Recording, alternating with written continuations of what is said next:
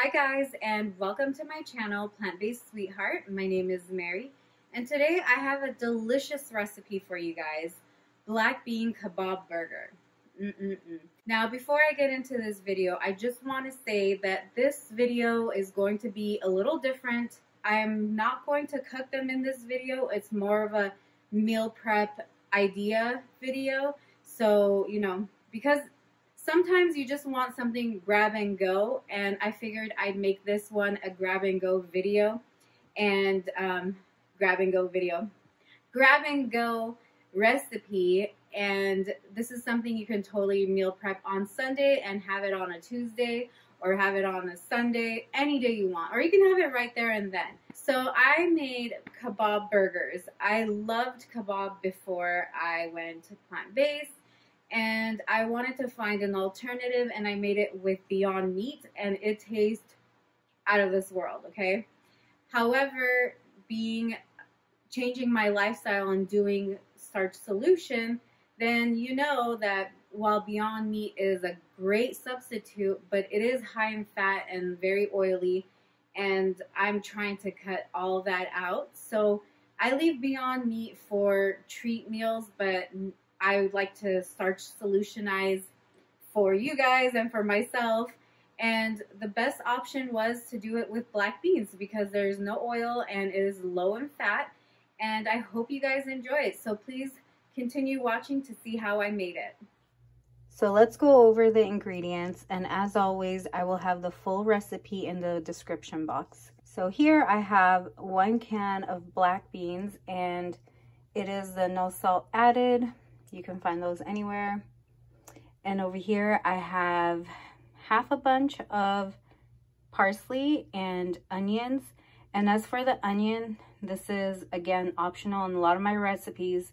Certain things are very optional of how much or how little you want in your recipe. So I used half of a small onion. You could use a lot less, or you could use a lot more. And if you don't have a fresh onion, you can definitely use powder. And if you are going to use a powder, I would use 1 tablespoon of onion.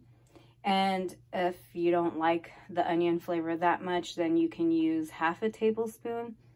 But you cannot leave it out because that will compromise the flavor. So that's that. And over here, I have half a teaspoon of allspice, half a teaspoon of salt, and a pinch of black pepper and red pepper. I like my stuff a little spicy, gives it a little kick. If you don't like spicy, you can leave it out. If you like more spiciness, you can put more. I feel like I have very little red pepper flakes. I might add a little more. And over here I have rolled oats. This is going to be the binder, and I'm using half a cup. Unfortunately, my food processor broke, so I'm going to use my Vitamix to basically just blend the beans. And if you don't have a Vitamix, you don't need one, you need a food processor. And if you don't have a food processor, you could still make this recipe. You can just use, I was looking for the potato masher, and you can mash the beans. It's, you can still do it without other appliances. And also, I wanted to show you, before you start, also to have a baking sheet lined with parchment paper, or if you have the silicone paper, that's totally fine. Because once you have made your patties, you're going to need to freeze them. So it's good to have these ready on hand. And let's get cooking. So I have the heat on number 2 to get the pan hot for sauteing the onions. If you're using the powdered onions, then you're totally skipping this process because you don't need to. Because the parsley doesn't really need to be sauteed, but if you have fresh onions and you're doing that, it just brings the flavors out more. But if you're using powdered onion, then you don't need to saute anything. You just would skip it and get to this part right here, which is, we're going to make some flour. And if you have oat flour, then you're golden. You could just dump it in there. So So for now, we are going to turn this on. That's good enough. Magically, I grow third hand. So my hubby is helping me in this process. And next, since I have the flour, I'm going to add the black beans.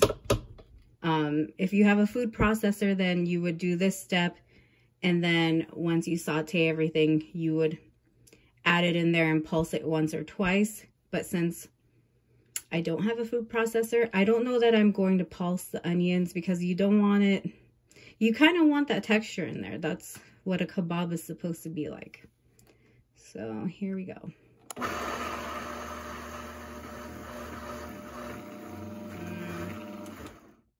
And this might happen because, once again, it's not a food processor and I really don't want to add water in there. So I'm hoping I can get this to work. I'm going to put a pinch of water in there. Let's see. Let me take it out and... Well, this might work. It is pretty smooth already. I mean, that's all you're really looking for. It's not like you want it to be like a smoothie or anything. So this will work. This is perfect. So I'm gonna let it sit and chill right here. And let's get to sauteing the onions. Okay, so the water is bubbling. Definitely ready for some saute action.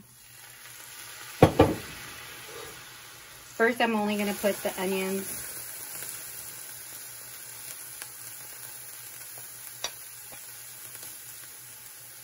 Ooh, some of these were not cut right. They're big and chunky. It's okay. I don't mind that. And of course, you know, when you cook them down, they get smaller. So now I'm going to use a little bit of the salt. That will also help bring out the moisture.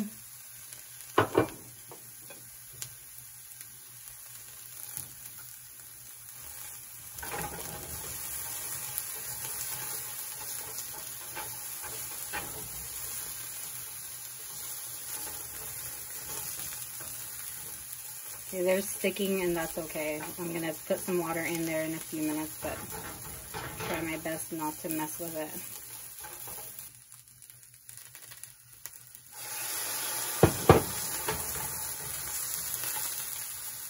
Ooh. Very little water. Just to deglaze a little bit. Some of it starts sticking here. Okay, these are looking ready, so I'm going to add the parsley. Every bit of it. And then I'm going to add the allspice and the salt. You want to bring the flavors out a little bit. At this point, you're not really looking to cook it much. It's just to get the flavors mixed well, and heat helps bring out the flavor. I'm gonna use a little bit, teensy weensy. All right, and that is ready. Going to turn the heat off. So I put my beans in the bowl. Next step, going to pour them all in here. Now, you see all of that, I'm going to deglaze it because that's all flavor and we don't want to lose that. Get it all out. You don't want to use too much water when you deglaze, but this is just enough. And next is the easy part, mix it up.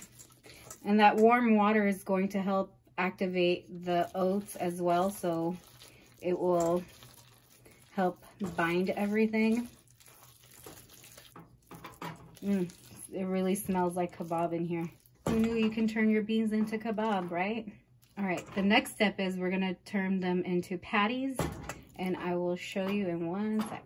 Okay, so now I have a cup of water. I'm gonna dip my hands, which I washed, to form the patties so that way they don't stick too much to my hands. And you can make the patties as big or as small as you'd like. And then put it down and continue that process. I'll show you how many it makes for me. And this is great for meal prepping. You do it ahead of time, then when you're hungry for it, just take it out of the freezer, put it in the oven. If you wanted to make it right away, you most definitely can. You do not have to stick it in the freezer. You would just put it in the oven. I was trying to get every bit as I can. So that's pretty much how many. I made 5 patties, and these are like medium thick and medium size. If you wanted to bake them now, you can. I would put it on 380 and let it cook. If it's frozen, you're gonna have to go a little higher, about 400, because what happens when they're frozen, and I've tested this, they're gonna get weirdly mushy, but the longer you cook, they will firm up and become like patty-like, and you'll be able to put them on a burger without falling apart. So like this, you would cook it at 380 for about like 10 to 15 minutes. You want to check it and make sure that it's firm from the bottom, then you can flip it over. Or you could even leave the top part a little, you know, soft and have only the bottom part, because it's not real meat, it's beans, it's already cooked. Everything is already cooked, so nothing's going to happen. But out of the freezer, you definitely don't want the top to be cold, so you want to make sure to flip it over. And I have some beans on my hand. And that's pretty much it. So right now I'm going to put them in the freezer for about 20 minutes, and then I'll show you what my next step is for putting them away and showing you what you can do so that they don't stick to each other when you put them away. Okay guys, so I left these in the freezer for half an hour, so you could see they're already hard. And I have a scissor, and what I'm going to do is cut this and then fold it over, and then put the next one over, and then bring that one back. Or you can cut them in pieces, make it simple, don't have to get fancy. But as you layer them, this way they will not stick, and you do not waste parchment paper. Reuse it and keep this process going.